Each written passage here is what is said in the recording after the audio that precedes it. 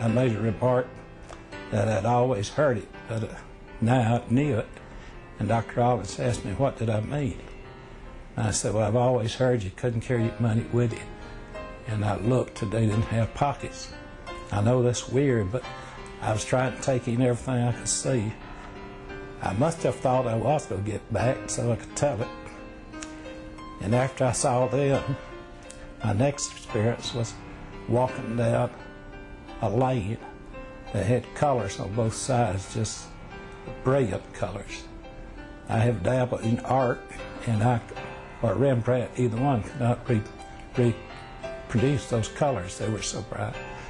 This light surrounded me, and I believe to this day that was the Holy Spirit that surrounded me and took care of me. And I've never felt so good and so safe in all my life. After all this was over, I realized what had really happened. It was a double conversion.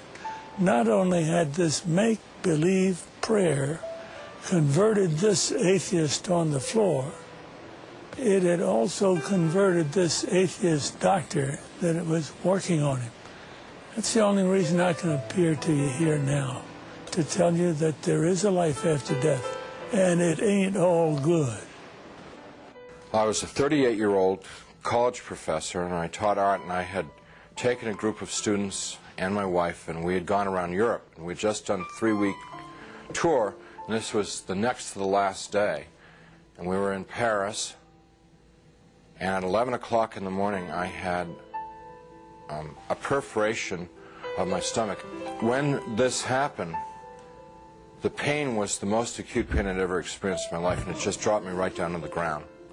And so I'm twisting and kicking and moaning and screaming and yelling around on the floor.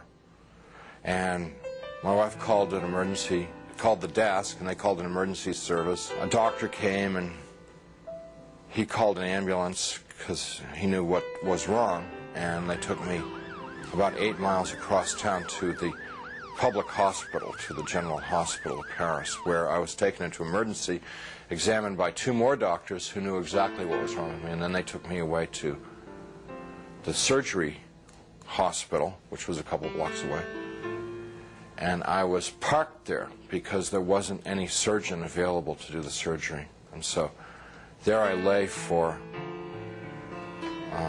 8 to 10 hours in that hospital with no medication, no examination, no attention whatsoever, awaiting a surgeon to come to give me this operation that was critical. And it's now 8:30 at night. Nurse came in and said that they were very sorry they weren't able to get a doctor for me, and they'd get one the next day. Well, when she said that, I knew that it was over for me. I knew that I was dead. The only thing that was keeping me alive was I didn't want to die. I was scared to death of dying because, as far as I knew, I was an atheist, non-believer, person who lived for the gratification they could get out of the moment. And, like, dying to me was like the worst. I mean, next to the pain, dying was the worst thing that could happen to you because it's the end of life and there was no more. There wasn't anything else. But when she said that, the idea of trying to exist for another minute, another hour in this pain, it wasn't worth it anymore. I'd been hanging on in the hopes that they told me that they'd get a doctor and do the surgery and open me up and fix the problem inside of me, but when they said they couldn't get one. So I said to my wife, it's time for us to say goodbye because I'm going to die now.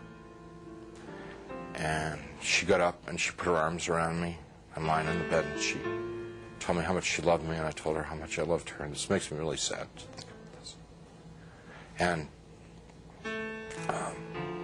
we made our goodbyes, you know, said those things that you'd say to who'd been married 20 years, say all those kinds of things. I can't tell you because I'll just start crying, but she finally sat down because she knew it was over. And I knew. And it was just so hard looking at her, crying like that, and I just closed my eyes. Just let it go. And I went unconscious. I probably was unconscious for a very short while. A few minutes, probably. And I was conscious again. And I looked, opened my eyes and looked, and I was standing up next to my bed. And I knew exactly where I was and what the situation was. I mean, there was no confusion in my mind. I felt more alive, more real than I've ever felt in my life. You know, people ask me, you know, were you a ghost? I was just the opposite. Very alive.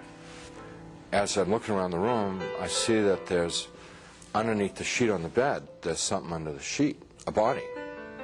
And so I bent over the bed, the head was turned away from me, and I looked at the face, and it looked like me.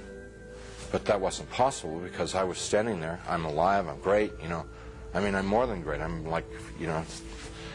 And so I tried to talk to my wife. Can't you hear me? And, can't you hear me? you know, she couldn't hear me or see me. That's not me. But I thought What's going on that she here? just was ignoring me.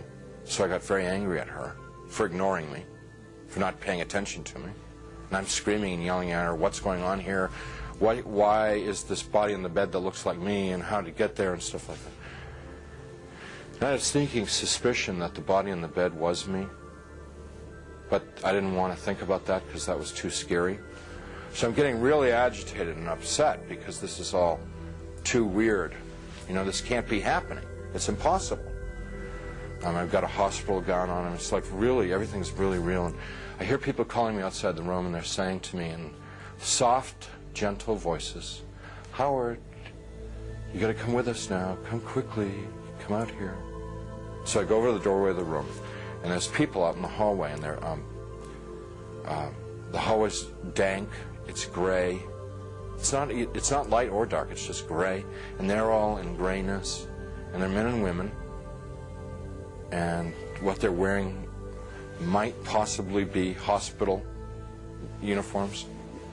And I asked them if they were from the doctor to take me to the operation. And I told them, I said, I'm really sick, and I'm going to have an operation, and I'm going to die if I don't get this operation. And I was supposed to have the operation 8 hours ago, and I'm telling them all this stuff, and they're going, well, we know, we understand.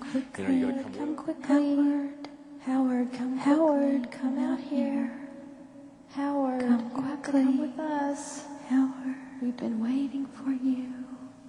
Waiting.